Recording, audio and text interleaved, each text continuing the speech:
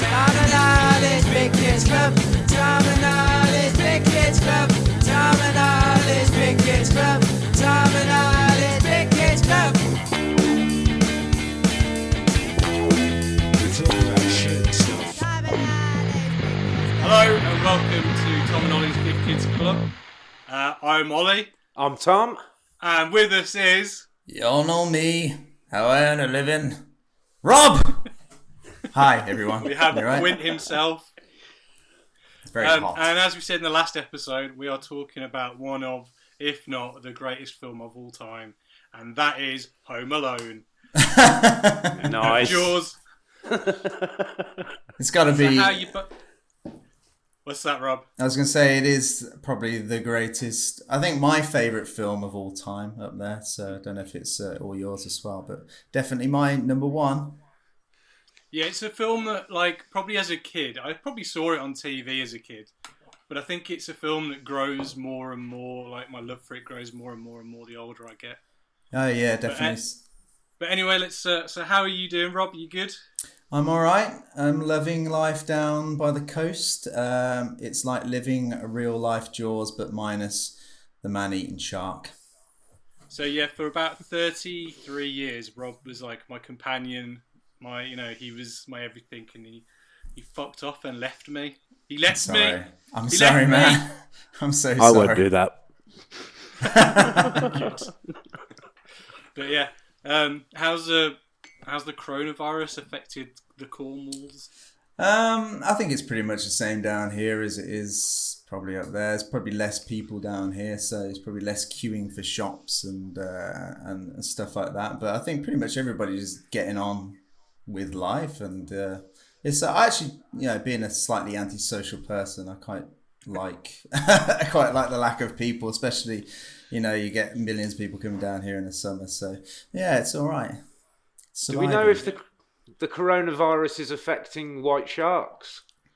Well, I don't know.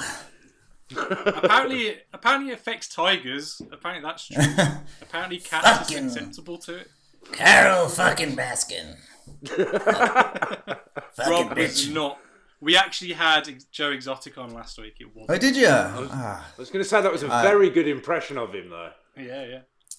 Well, it definitely doing, wasn't Tom? me. How you doing, Tom? You alright? I'm good, man. Yeah, I've just woken up because I had to drop Natalie. She just went to work today, to work in isolation, doing some bits and pieces. So I was up at like 5 a.m. So yet again, I'll probably not have any facts for you, and a brain fart every 5 minutes. Well, that's why I thought we'd get Rob on for this, because we did the alien one, and you're supposed to be the alien expert. And oh, no, alien. Not at all. And then I just get messages from Rob going, I was shouting at my fucking telly. I was. The whole LV426 thing. Mate, Jesus. I was going mad at that, and I was thinking, that's like the easiest trivia that you could have done. Should have had me on there. Anyway. Do you know what? We might have to get Rob on to just fact check throughout every episode. You could actually do like voiceovers over the top, just like pulling apart the episodes. We'll do a crow one for you next week, Rob, and you can get your Eric Draven costume out. Oh, I'd like to do that. I don't think I've got the wig anymore. Yeah, he dressed up as the crow. Yeah, for my 25th birthday. I did that quite regularly, but that was just because I was a goth. That was just covering yourself in duct tape. Daily clothing. Yeah, just walking around Pigeon Park, just like with my coat flowing in the wind. So anyway, going back to Jaws. Nice. So I thought we'll go around and kind of talk. Let's have a look at it. It's stuck to the wall, but it's in fact, it's depending on what camera I'm going to use, I'll do that way and then that way. So there are some. Oh, I like that. There are some wicked Jaws prints out there. Is that like a Mondo one or something? I don't know actually. I got it for my birthday quite a few years ago. So I was just watching the coming up to this, watching the making of, and there's a very similar charcoal sketch that the guy who did all the concept art, where he has the boat and the shark next to each other. It's for scale. That looks like very similar to that sketch. Yeah, I've got another one somewhere. I don't know where that is. So. I love in the making of where there's like a little miniature oil drum based boat which has got like the miniature animatronic shark on it. Yes, sure. And I think Rob's frozen. I know he is. He's back. I know I'm back But now. the Yeah, shark- you all frozen They were like me as showing well. how it kind of the actual animatronic one will land on the shark because that was like one of the issues. They were like, how the fuck are we going to do that? But anyway, so what I thought was we'll go around and we'll talk about how we kind of first watched Jaws or our early interactions with the film. So go on then, Mr. Quint. Well, yeah, I remember my first interaction was probably when I was, I don't know, 5 or 6, and my parents probably had it on at home. And I remember I've probably seen bits of it, but I don't know what bits. And I remember the music coming on, and the music was enough to terrify me. And I remember like running out of the room and hiding behind the sofa in the back room, and then someone would have it on the TV there, and then the music would come on, and I'd be absolutely terrified. Haunting you around the house. Yeah, and I think it kind of left a lasting impression on me that I don't know, I kind of got a bit of a fear of the water and sharks from that, and I didn't really think about Jaws for many years after that, and it wasn't until So the man used to go surfing all the time. yeah, well, you know, you don't get great white sharks in Cornwall that I'm aware of. But I didn't really then pay any attention to Jaws or anything for many years then. And then I think it was my brother's 30th birthday and I bought him ticket. It had been re-released on cinema. And I bought him tickets to go and watch it at Star City and Gold Class. And it was the remastered version. I remember just watching it and thinking, this is amazing. Like the film itself, it just captured like everything that I love. You know, I love the ocean, I love all that sort of feel, and and from then, like my love for Jaws just kind of spiraled on and on and on, and now I think it's obviously my number one favorite film, and yeah, I think that was the defining moment for me. Just rewatching it again on cinema, because obviously when it came out in the 70s. Obviously, it was just a mere sperm floating in my dad's sack, so I never would have got to see it. So that's. I was going to say, it wasn't a film that because me and Rob pretty much lived out of each other's pockets. Well, not pockets, but we were either at each other's houses. And I don't remember it being on much as a kid. I mean, Ghostbusters is one we watched a lot. And every time the library ghost popped out, Rob had to either fast forward it or run out of the room. But I used to get my brother to fast forward the film to like the midway point where it was like the least scariest, and then watch it from there. I couldn't watch the beginning bit because I was just a little scared kid. So, and it deliberately put it on at the beginning, like every now and again, just to scare me. So, bastard. Rob's brother Chris, though, is a right dickhead. We're like, me and Rob would watch RoboCop in his parents' room, and all of a sudden it'd start fast forwarding or rewinding, and we were like, what the fuck? Why is this happening? And we didn't realise, but his brother sat underneath his parents' bed for a good 2 hours while we were watching RoboCop, and was just fast forwarding and playing the film and like stopping it and ejecting. See, I the like tapes. him. He sounds like a genius to me. He used to do that. He used to do that with so many things though. If you're just watching the TV or anything in your parents' room, he'd be under the bed. I don't know how he ever got there. He was there before, like he predicted that we were going to be there, and he'd always be there. He knew that we were going to be in. That was weird. Did they ever tell you about the time? For hours. Well, sorry, after you. No. I was going to say about the time he put the fake poo in the bath. I don't know if I ever told you about that one. No, But what was that one? It was a double-edged joke because he came in to say, I'm going to put this fake poo in the bath, but he'd already put one in the bath, and then he pulled it out and he was like, but you've already done a poo. I did that. I pooed in the bath with my sister in there when I was about, 2 or 3 years old. 16? That was the other day, wasn't it? No, that'd be severely weird. My sister would have been in her mid-20s at that point. I hope she doesn't listen to this one. Yeah, she probably will. I like the How about you, flies. Tom? I think it was one of those ones that I saw around the same time I saw Terminator, the first one, around a friend's house who was a little bit older than me. And the scene that sticks out in my mind is, the dead body that comes from behind the ship. Yeah. Oh, yeah. And that just got burnt into my mind, and that's what I remembered. And I never watched it again up until I was quite a bit older, because that scared the living shit out of me. But yeah, watching it back, absolutely think it's a masterpiece. Yeah, it is. Yeah, definitely. Also, I was fortunate enough to go to Florida when I was a kid as well, and went on the ride. Oh man, you're lucky. I would have loved that. Yeah. I've been on it. I've got a video somewhere. I'm going to try and dig it out. I've got a video as well, so I want to find it. So I'm going to try and find it and put it up. But it's really cool when you're actually on the... Because we did the Halloween one a few years ago, and I stole some clips online of the actual short ride. Apparently, if you go on eBay, you can find people are selling all props and parts from the Jules ride. I wouldn't mind a shark, actually, somewhere in the house. Do you know how big those... People have done recreations of the Bruce shark. It's like... Well, it's 25 foot long. That is massive. I have got some shark teeth. Oh, wow. Baby shark. Yeah. Tiger shark. Oh, what? You know what? You just said my only fact that I managed to retain from watching that, and that was the fact that it was named after Steven Spielberg's lawyer. Bruce. Yeah, Bruce. So I'm out now. The Great White Turd as well, he called it. Yeah. For me, like, Jaws was just something that was always on the TV. Like, if it wasn't Jaws 1, it was Jaws 2 or Jaws 3 or Jaws 4.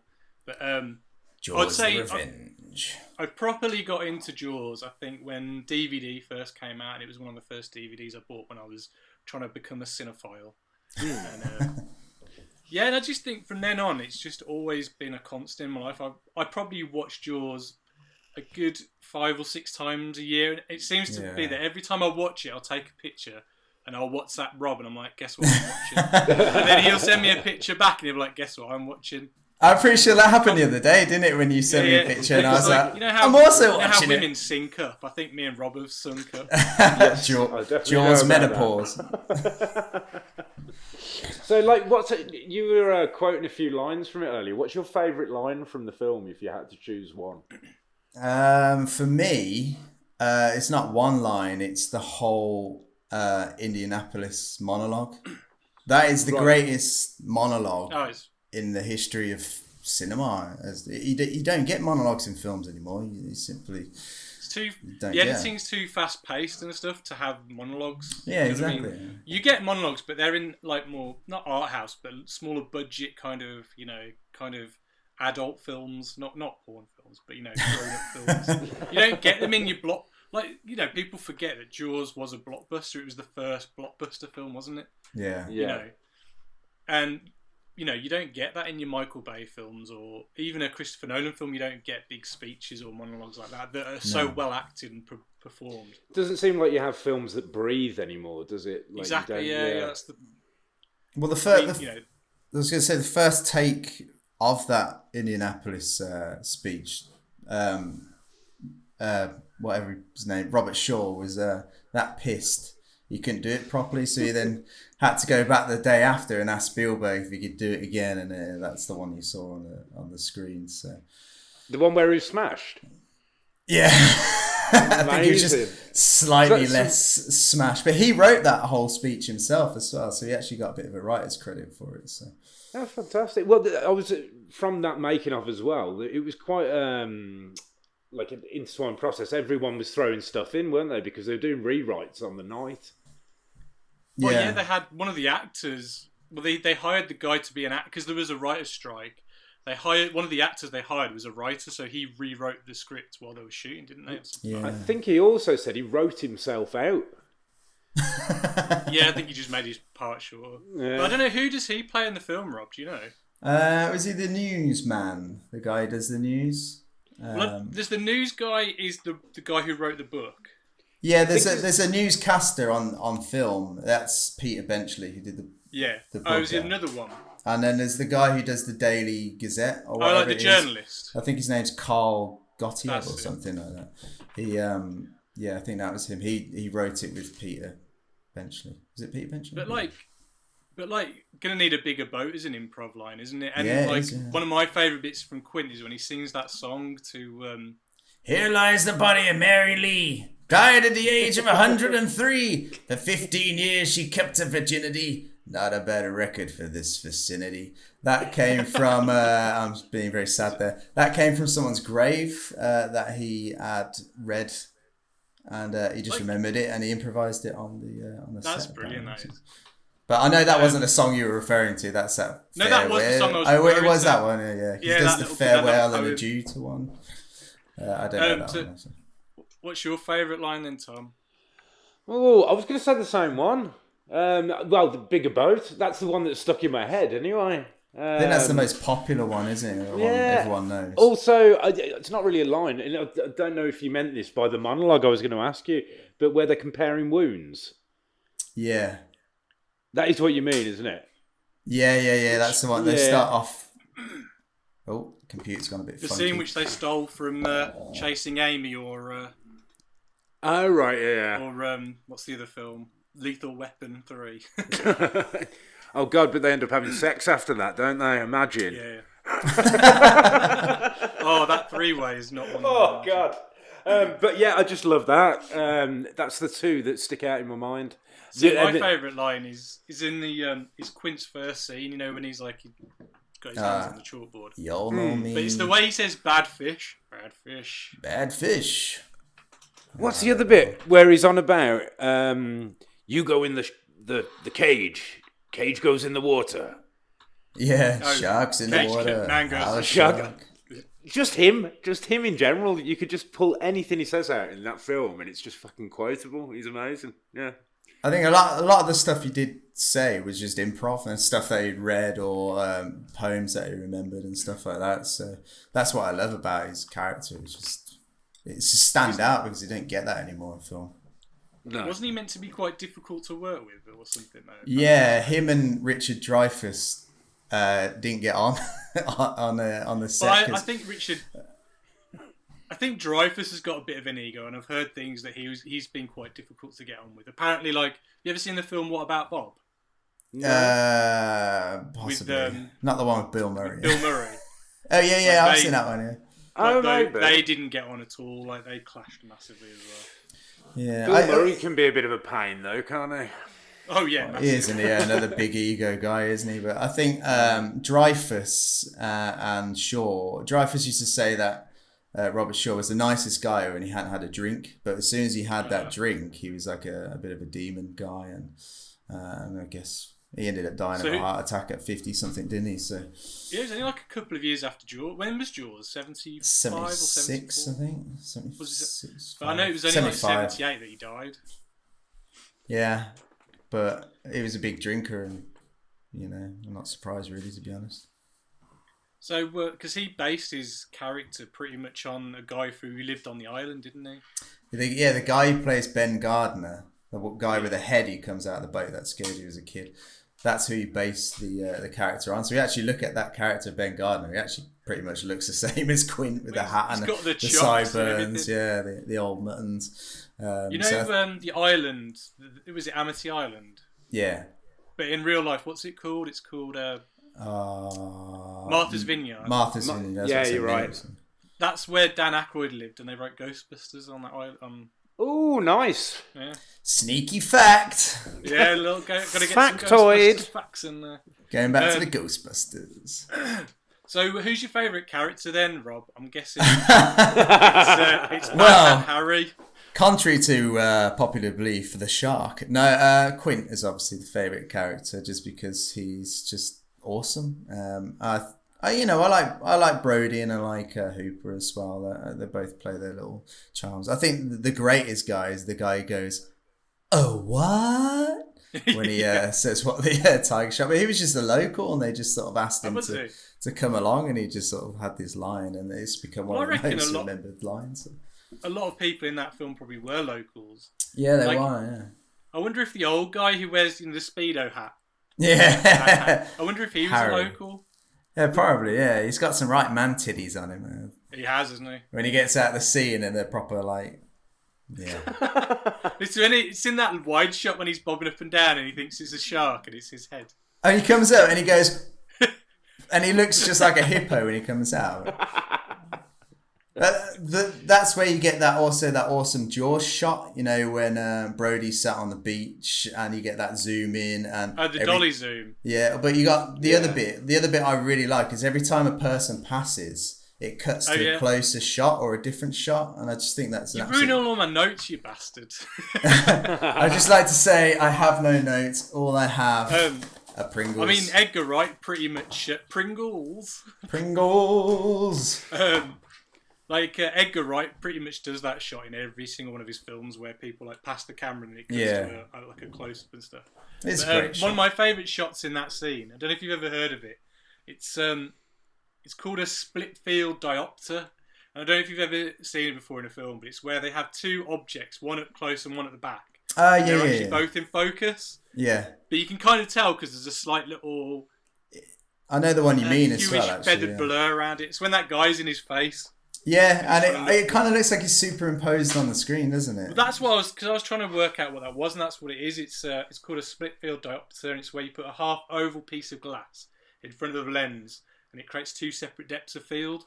So that was an actual real shot that wasn't superimposed. Yeah, I mean, because I've done it in films myself, but I've done it because you can comp it now a lot easier if you shoot the same shot twice in two different focuses. But like it's in Citizen Kane, All the President's Men, Blowout, and Touchables, and The Matrix. It's used quite a lot in films, but you can do a similar because it's like a prism, isn't it? Because you can shoot stuff that's like I know it's not the same, but when I do wedding videos, you can use like a prism to like break up your shot, make it look pretty.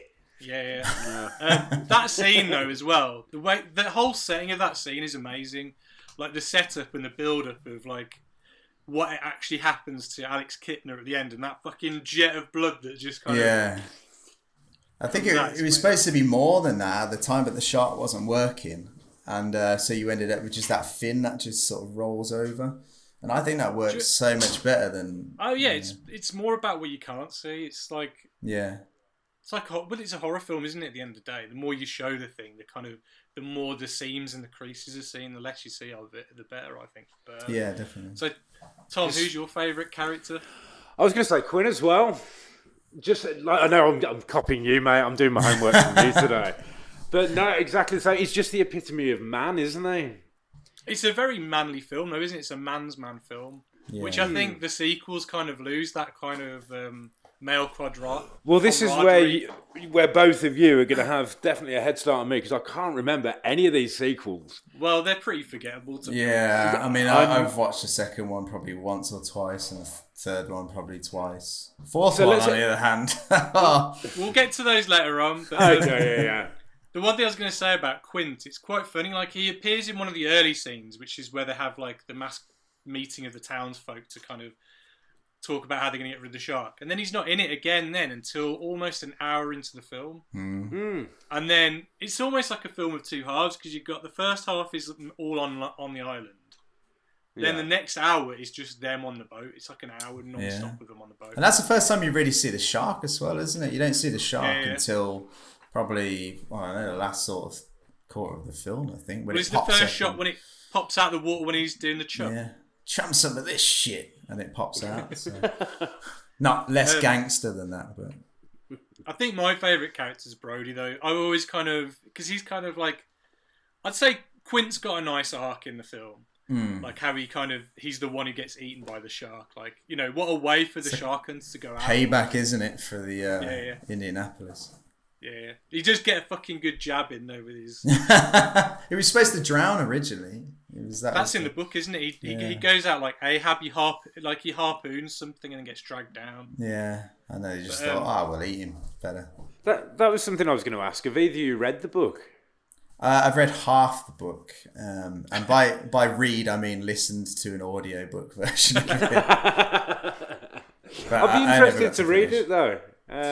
Just see the ending's different. I know that. I don't want to give any spoilers away, but the shark shark just suddenly dies. It's a 50-year-old book. I think we can talk about spoilers. Yeah, don't worry. True, yeah. I think I'd read it anyway. Hooper dies in the book, I think. I think so, yeah. Hooper has an affair with Brody's wife. That's one of the things that's in the book. She was apparently upset that was cut out of the film. Oh, right. Because it meant she got less to do. And the ending was a lot different. Apparently the shark just gets exhausted and dies. Just fucks off. And that's pretty much how it ends. Yeah, it just sort of goes and then dies. And Peter Benchley was quite annoyed that they wanted to change the end of it. But Spielberg was like, no, I need an ending. You know, I don't want how it is now. It's not as, and he was like, he gave the idea of the tank in the mouth, and he was like, that's unbelievable. That can never happen. And Spielberg was like, look, if I've had the audience in my hand for 2.5 hours, they'll believe anything I'll throw at them, and that's how we're going to do it. Kind of thing. Well, that's the thing. You set your own world. As long as you kind of build up to that point, you can do it. Yeah, exactly. If you haven't done the groundwork, then yeah, you will get called out for it. But you know, but I think for me, they go back to Brody. He's got the full arc of the film. Do you know what I mean? Like, and I kind of always like that in a. I always tend to like the lead character most, but you're meant to see the whole like thing through his eyes, aren't you? Yeah, definitely. Also, was it like Hooper doesn't come into it until half an hour into it, so you're following Brody for the first. But then again, the mayor is fucking wicked as well. Yeah, I mean, he's basically Donald Trump, isn't he? Yeah, he's got the same hairstyle, just slightly more grey. That jacket of his as well. You need to pick one of those up. If I could go back in time and get married again with Caroline, that'd be the greatest best man sort of outfit ever. Well, you should have worn it. Just turned up. Fuck your jacket. If I had one, I would have done it. You know, I wouldn't have actually worn what you bought me. So. I mean, Steven Spielberg, he got a lot of flack as well, didn't he? Because he cast his wife, who was like a film executive's wife, wasn't it? Yeah, I think she was married to the head honcho of Universal Studios. That's it, yeah. So it was almost a bit like, yeah, I know what you mean. But she wasn't in many films though. She was in Jaws 1, 2, and 4, and I think after Jaws 4 she retired. Oh, right. Filmmaking, anyway, yeah. So, sorry, you got onto the sequels again. So, was 2 the one with Michael Caine? And we'll go back to the story of the first one. No. That's Jaws: The Revenge, number 4. That number 4. Okay. The best quote from Michael Caine is when he was asked about if he'd seen Jaws 4. He said, "No, I've not seen it, and by all means, I've heard it's horrible.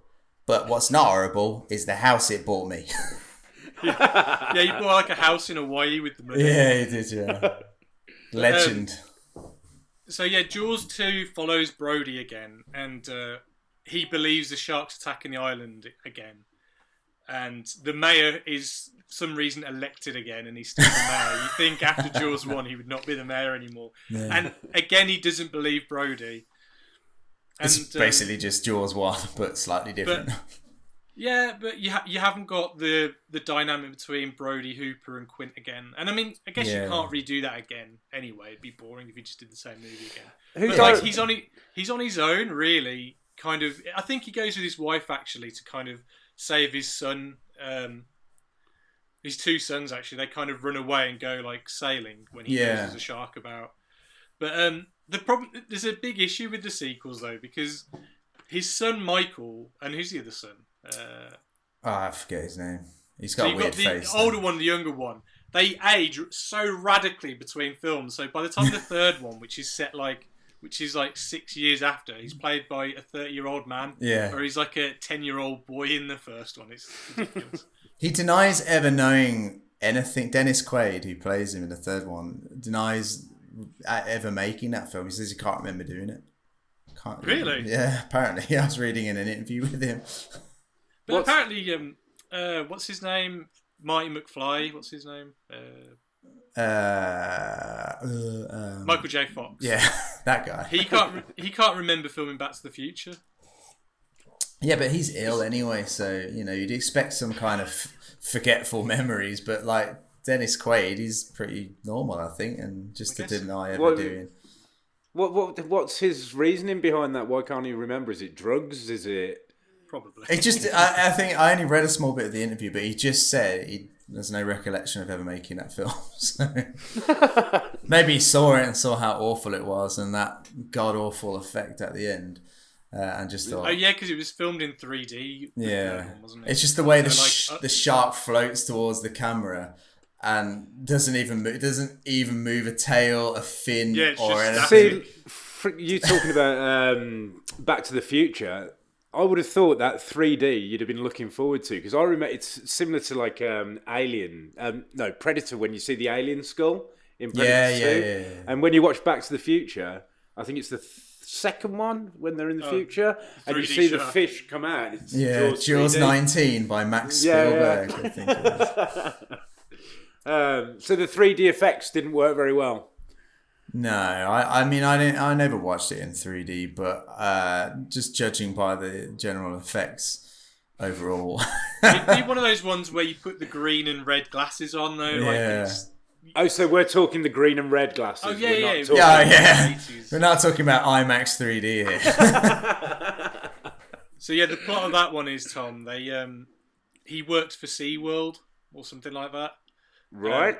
Brody's son. And they capture a great white shark, but it turns out they've captured the Isn't it a baby or child. something? Yeah, so the mother's kind of after the child, basically. Right, okay. And then the third one, Brody's died, and then Michael Caine grafts on Fourth one. Brody's ex-wife. Dirty git. And it's called The Revenge, because apparently the shark follows them to Hawaii or something. See, like that's Yeah. the one I remember like- the most. I really like that film, other than the Yeah. ending of it. I think Am I it's the- actually really good. Because I remember her, when you just have little shots in your head of films. I remember her being on some decking with a swing, looking out. There is a few shots like that. I think where she's obviously staying on the beachfront with Mike. Is it Michael? Yeah, and I think she's just on a swing, or a kid's on the swing or something like that. That's it. Yeah. Looking out, but an gonna interesting rewatch film that. that one. It's one of my. I like it, to be honest. Yeah. The kids are played by different actors in every film. It's weird. Well, the fourth one completely ignores the third one. It does doesn't it? doesn't reference it, doesn't mention it at all. If you know, and another interesting fact: the little girl who was in it died not long after filming that, and Michael, who played her dad in it, was one of the coffin bearers. Oh, really? Oh. So she died quite young. I think I don't know if she was in. Is it Twilight where they had the accident with the helicopter? Oh, the Twilight Zone movie. Was that her? I think that was her. Yeah, I think she died from that. Oh, so. nuts. Useless Can't be information. her. Or is it the girl from the Poltergeist? No idea. Never seen Because I know Poltergeist. she died quite young. Let me do some fact checking. I'll tell you what, you carry on. I'll fact check. So am I looking But have you seen on YouTube? Some guys have remade a little segment of number 4 where he goes underwater. He's looking for conch shells underwater in his little submarine thing, and what they've done is done a digital shark over the top of it which attacks him, and they do a side-by-side comparison. It's actually pretty good, to be honest. It's not that shit. I don't know if I'd ever like to see. I would never like to see a Jaws remake, but interestingly, I wouldn't mind seeing, I don't know, just a few little bits of maybe over CGI'd of the shark, just to see what it looked like more than anything. Just the more faker bits, when Quint's getting eaten and it jumps on the boat. I wouldn't mind seeing that, just out of curiosity, but I could never see it replaced because it's just. So this has got a lot darker. It's the girl from Poltergeist, Rob. So Judith Barcy. Was she in Jaws 4, or was it? So she's from Jaws the Revenge. Yeah, Jaws 4. And Abuse and Death. This is what I've got here. Oh, shit. Right. I'm getting them confused then. So I gather this is as a dad was an alcoholic and became increasingly angry and would routinely threaten to kill himself, his wife, and his daughter. Found dead in an apparent murder-suicide that the bodies were believed to be that of Barcy, her mother, and Maria, and her father, Jose, or Joseph. Well, that's cheery part of the talk, isn't it?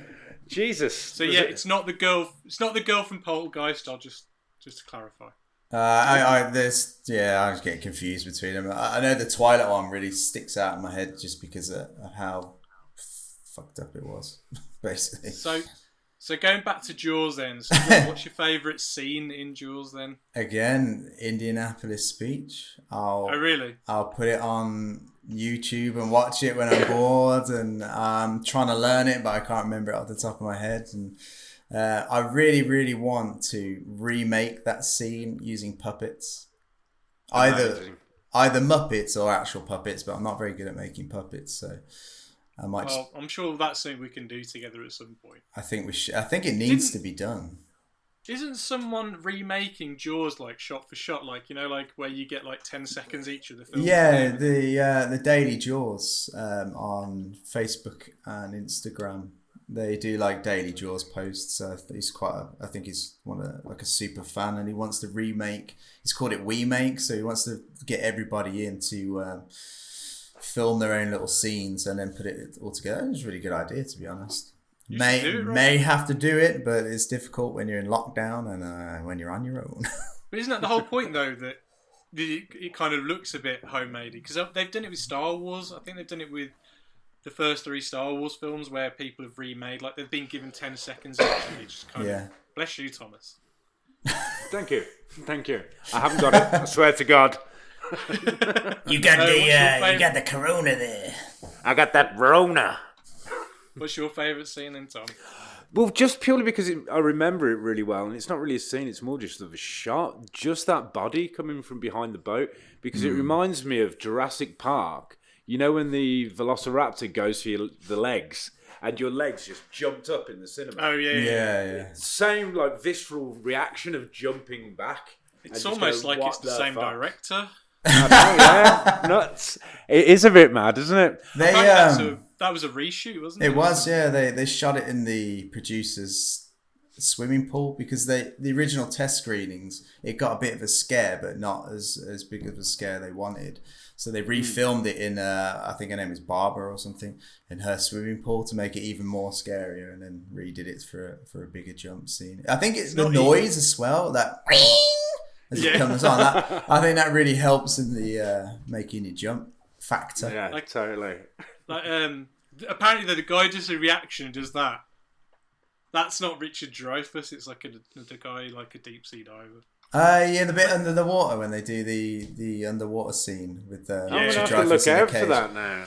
It's not Richard Dreyfuss. The making of bit, and they're talking about like, because obviously they had a miniature cage like for the smaller sharks, so it kind of made it as a bigger shark. And the way they talk, like you could tell this making of was about 20 years old. The way they're talking about little people. They won't acknowledge him by his real name. Yeah. And then, like, Steven Spielberg keeps wanting to say the word midget, but keeps stopping himself. I think he was traumatized or something from that. Apparently, he was actually scared of sharks, and he was one of the sharks got caught in the netting above the whatever the cage thing is, and it ripped off and traumatized him for life. So, but the thing is, like, apparently he obviously wanted the role, so like, and he knows it's about sharks, and he knows what he's gonna do. Then is it kind of like he got there and he's like, yeah, I'm actually scared of sharks? Yeah, it was filmed in Australia, I think. That's what they were saying. Ah, okay. I was just going to say as well, I know this is based on a book, but I think the book was actually based on a bout of shark killings. Was it somewhere in America? I remember reading this somewhere or watching a documentary. Yeah, I think I've heard that. I don't know. I just heard it was based on some kind of real life shark attacks or something like that. The Sharknado. The Sharknado. I mean, that's another thing to talk about. How many spin-offs, not spin-offs, but how many films have basically just took this idea of sharks? Yeah.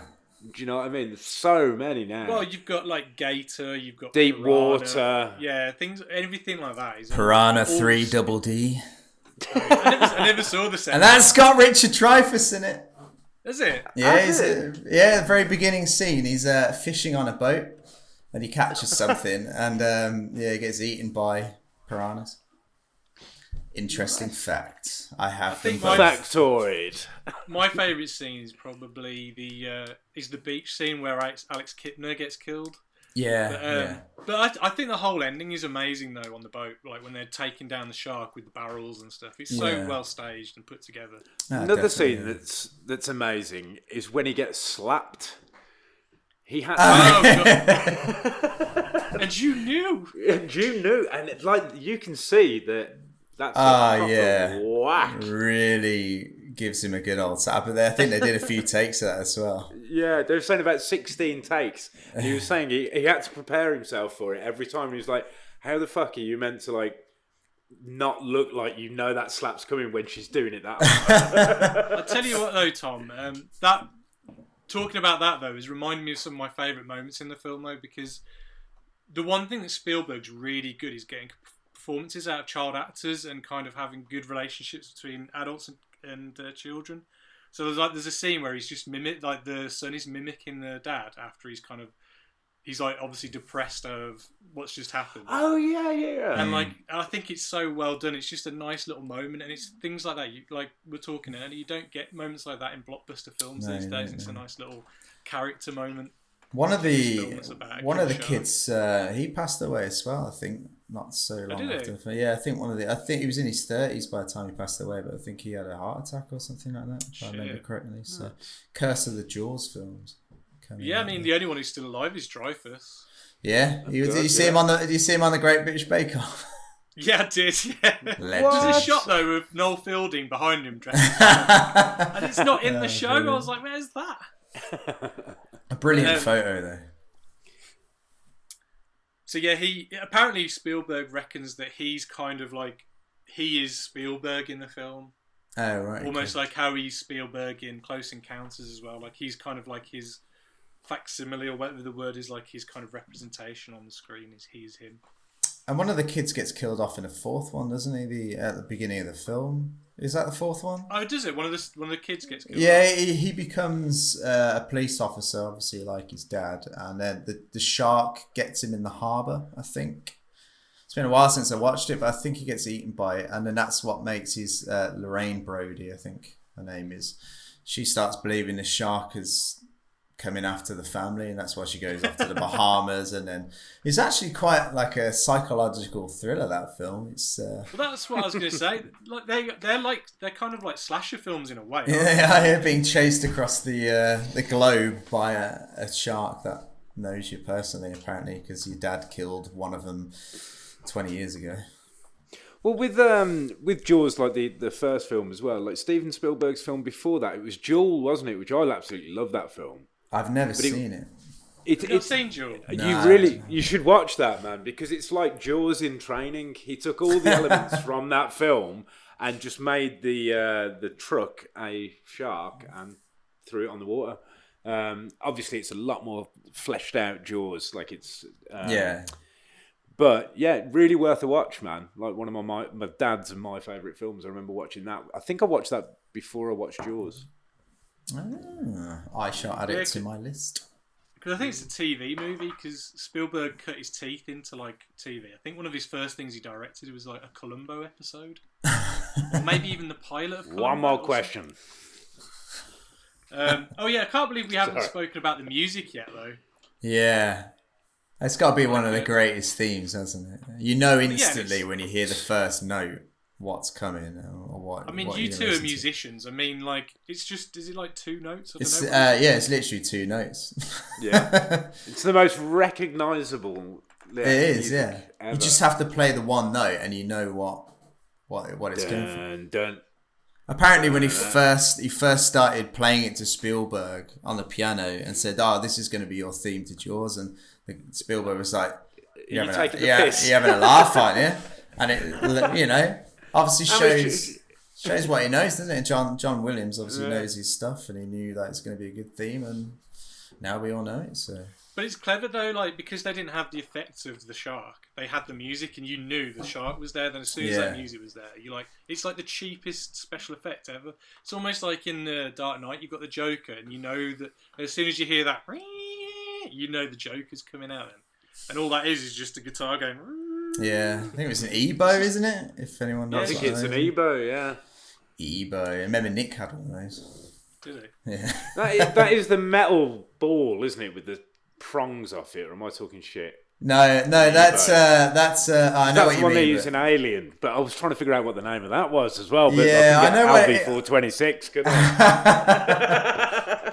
No, an EBO is like a tiny magnetic little thing you put over the guitar string, and it creates creates a vibration, and it makes this cool like. And depending on what note you use, changes the notes. So. Right. I remember going to see Machine Head when I was younger, and they had a song where From Ebo to Machine Head. He got a drill out, and he was like using the drill like an Ebo. You can use violin strings and all sorts. Yeah. Don't they do that in Spinal Tap?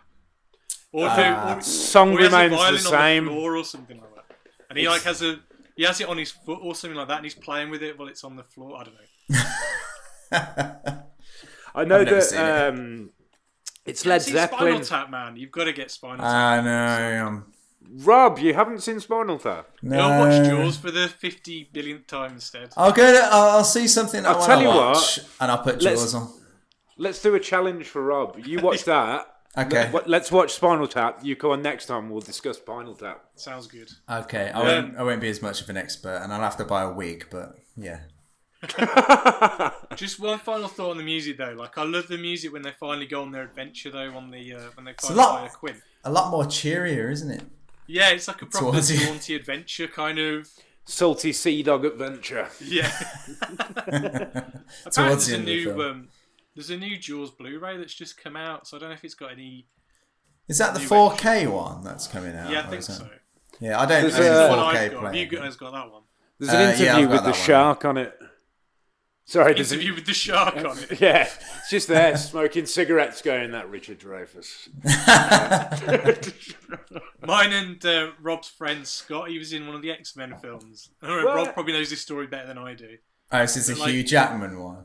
Yeah, and he had like an appliance over his face, but because Scott smoked, he had like a little hole or something, didn't he? Yeah, right, but because he played Weapon 11 and it's Ryan Reynolds' character and he has his face completely masked over by skin so he can't talk anymore. But as they're doing the makeup, Scott's quite a heavy smoker and the story goes that he had a little hole put in so he could have a cigarette. So he's having a smoke through this face thing. And Hugh Jackman walked past him and she's like, you know when you're addicted, and then just walked off or something along those lines.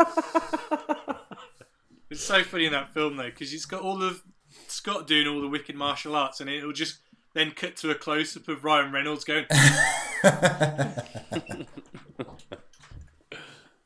yeah, so any other final thoughts on Jaws?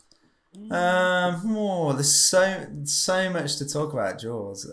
What I do like is. Well, it originally pitched as Alien in space, wasn't it?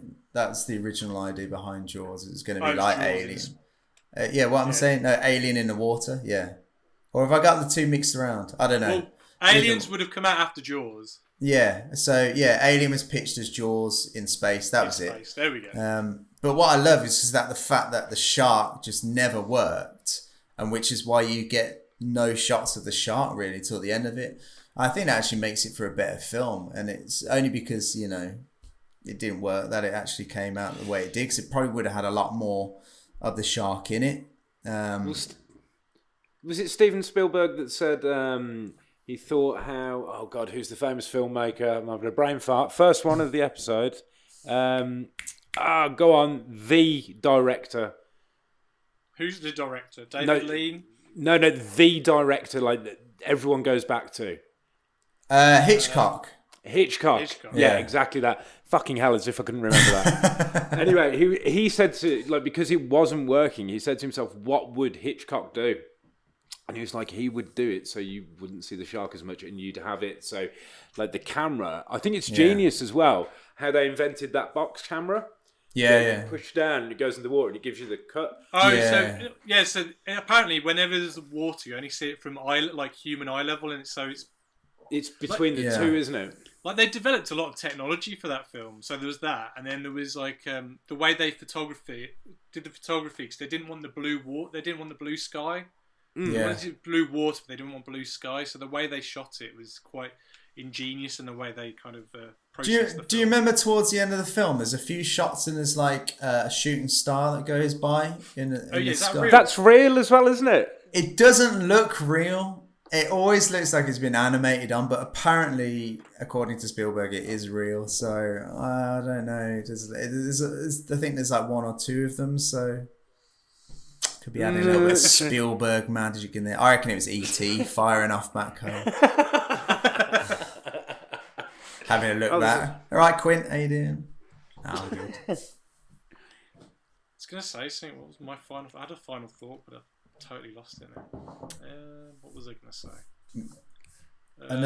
Whilst you're thinking of that, the only other fact really that I can think of is that when they tested the shark initially, they did it in just normal water and it worked fine. And it wasn't until they actually got it into salt water that it caused everything to malfunction and just go wrong. They had a similar problem with the T-Rex in Jurassic Park, apparently. Like, when it got wet, because they shot it in, like, a rain environment. Yeah. So when it got wet, it just started I was to about shake. to say, was it excited then? Sorry, carry on. When it got wet. Carry on, sorry, mate. It's all right. No, I can't remember. That was it, really. That's all I was going to say. It was latex or something, and it kept filling up with water or something. Was that? Yeah. Something like that. It's that scene where it's on top of the car, isn't it? Yeah. Yeah, I can imagine. Yeah, that was how to do. It's whenever you involve water, isn't it? That's what I was going to say. Apparently, it started off Spielberg's trend of never actually being on set for the final day of shooting. Oh yeah, that was it. Because he thought everyone was going to like throw him off a boat or something like that. Yeah, he flew back, didn't he, before the last shot was filmed? Yeah, so like any film he does now, I don't know who he puts in charge of the last few shots in the film. Because if you mess that up, then that's quite a big thing to mess up on. He probably makes it so it's just a bit of coverage. Oh, we're just filming a hand picking up an envelope or something. I don't know. The other thing I was going to mention as well is the cast and crew taking over. Where did you say it was all filmed, Jules? Martha's Vineyard. Martha's Vineyard, and they were just partying all the time apparently. And it just made me laugh in that documentary. I've forgotten his name now. The one who plays the scientist, Dreyfus. Dreyfus. Yeah. He was just saying, yes, I partook in many a woman or something. It's along those lines. I was just like, you dirty old bastard. But yeah, I love his voice because he doesn't have the voice of like a sexy masculine guy, does he? Yeah, it's kind of a hype. Oh, hi. I partook in a load of women there. He sort of sounded like he had a collapsed lung then. It's just like... I like him on when he's on the boat at the end, like just his like kind of like when he's like, aye aye, Captain Sir, aye aye. You know, that kind of stuff. Jim Bob Sir, arr, Jim Bob, arr. Yeah, he's a good guy. Love him. I was gonna say I got this. Caroline got me that for Christmas. Have anyone of you played this? Oh, is that the game? It's really good, man. Like I do want to get it. I just keep forgetting because you need to get it, and we can all play it online together. But like I was gonna show you, like so, if I can open it up. So you have. It's one thing you would never think you could get a game out of. It's really good, man. Jules. So you have the island, and one person plays the shark, one person, and then 1 to 3 people play like Brody, Quinn, and Hooper. Bagsy Quinn. And you have to the shark can hide in any of these parts. Right. Okay. Right, And then you kind of have to collect. You've got like the little barrels. Ah, Can't really see them. okay. And you have to throw them out into the water. Yeah. And if it hits the shark, then you kind of, and you've got to kill it. You've got to like get like 8 barrels on the shark or something like that. We got 3 barrels on him. Or the shark has got to kill 12 people. Then it goes over to this side. And then What's that? What I was going to say, what's that? So Look what like you smudge. do is you build up the ship. Oh, it's the orca. And then when he bites it, you spin it round the other side, and it's like damaged. Oh, So okay, like you've got that's several pretty levels of the boat. It's really good. That's and then, pretty do you cool. want to see what Hooper and Yes. this is? So there's the shark, Oh, nice. Hi, Bruce. and then there's Brody. Looking a bit blue there. There's Quint. Here's to swimming with bow-legged women. There's Hooper. Oh, and here's the boat. Oh, that is a beast of a boat. Oh, that's another one. There you go. Looks like a shoe. No expenses spared on that one. Was there ever a video game made out of Jaws? There was. If you go on the Angry Video Game Nerd, he plays one of them, and it's like on the NES or the Spectrum or something like that. There's a new shark game coming out quite soon, actually, where you get to play a shark just going around and eat people. What? I know there was one on the PlayStation 2 and Xbox, Jules, where you could do that. Yeah. But did Yeah, you I ever think have the Jaws game on your old Amstrad, Rob, or whatever? Like that old cassette tape one? I had Predator and I had Ghostbusters. I don't recall having Jaws. I remember you buying Terminator 2 and would have to sit Yes. there for about an hour while you Yeah. pressed play on the tape and it loaded, and then you got to And play it it for about really 2 minutes. aggressive sounds whilst it was loading. It's like doo, doo, doo, And as it then you loaded. died, and then you'd have to load it all back up again. It Yeah. was impossible. See, that's I remember what going and having a kids bath. don't understand. And coming back, and like my games had loaded when I think it was an Amstrad with a tape drive. Yeah, nuts, man. Like you'd wait so long. I think the game I always played was He Who Dares Wins, and it wasn't like an Only Fools thing. It was like a Shinobi Dragon Ninja sort of thing. But yeah, it would take half hour to load up. I'd go and have a bath, come back, I'd die, and then I'd have to wait for it to happen again. It's fucking ridiculous, but yeah. They're still the greatest games, though. The old games, you can't beat them, I don't think. Oh, totally, man. Totally. But Last of Us has finally got a date now. Is it like Oh, June yes. 19th or something? I'm really looking forward to that, man. It always Rob, I was reminds going to me. ask you, going What's back that? to our last episode where we came up with cartoons based on adult films. Have you got an adult film that you'd want to make a cartoon out of? Debbie Does Dallas. It's exactly what I said, wasn't it? Was it? Yeah. Not on the show. Yeah. That's the only one I can remember, to be honest. It's the only one I've got a copy of. I want to one? see those toys. Not proud to admit. I want to see that video. The thing which gets me about Debbie Does Dallas is that it's all about Debbie, but she doesn't even do anything until the very end of the film, and it's a pretty lackluster effort. if I've I'm actually honest. never seen it. I've never seen it. Well, someone might send it, yeah. All right, should we call it a day then? Wrap it Yeah. up, man. Okay. What are we talking about next time, Tom? Or have we not thought about that yet? Did we mention something earlier? I don't know. We said Rob could come back after he's watched. Oh, yeah, that'd be ace. Spinal Spinal Tap. Tap. I don't yeah. know. We'll think of something. What we could... Go on, Olive, you got What some are you gonna say? ideas. What could we do?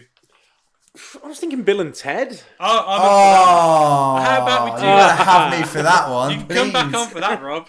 You're more than Please welcome. let me come on for that one. Yeah, come on. Great, Maybe like great. doing Again, then. Wayne's World as well. Well, do you want to do Tuesday next week? Will all three of us do it? I'll get back to you on that because I don't know. Well, what you can I do it work whenever you can, Rob. shifts. Also, Yeah, I right. think we should do as well. I think even if it's just Rob doing this, or me and you can get involved, we should do the doing like a commentary for Jules. Aliens again. No, fucking hell, yeah. I wouldn't mind it having a redo. No, we should do a commentary over Jaws, so sync it all up and just watch like the key scenes. So if we can edit out, like say, Okay. the monologue, we could have you talking over the top, talking. Yeah. Rob doing the monologue, Just redubbing. lip syncing it. Yeah. Japanese Rob, submarine. Have you need to show us your tattoo? Oh, quite, yeah. I've got like a traditional style tattoo of Quint on my arm. That's how sad I am. Let me get my vest. It's somewhere Didn't on you there. once do a Oh face? yeah. Didn't you do like a thing where you put your face on it, or his face on your face? Wait, show me that again. Sorry, because Oh. I didn't see that. Because I'm using two cameras. There he is. Sun's out, guns out. That's amazing. Yeah, I use it to the camera. So yeah, wicked. when I did the face swap, I was having a poo at the time, and it perfectly swapped face. So. All right, so I think, yeah, that's it now for today's episode. You can find us like on all the usual places: Instagram, Facebook. I actually did some concept artwork for some of the cartoons and toys that me and Tom came with last time. You actually got a like from one of the guys from Gummo, didn't you? Oh, the producer of Gummo, yeah. That's amazing. I did message him to see if we get him on the show, but he seems like he's out of the film game and he's very much in the anti-Trump, rightly so. But he's if you look at his Instagram account, there's a lot of I like him. anti-Trump. Also, there's some pictures of Tom up as the Incredible Hulk and Superman, which And are that- also worth a look. That is just green paint. That's not body paint or like. That's just what you look like, isn't it? Yeah, to be fair. After 2 months isolation and no baths. So anyway, all that's left to say is, show me the way, way to to go. Go home, boom, boom, I'm tired and I wanna go to bed. Go to bed. I had a little drink about an hour ago. ago. And it's gone right to my head. See ya. Bye. Bye.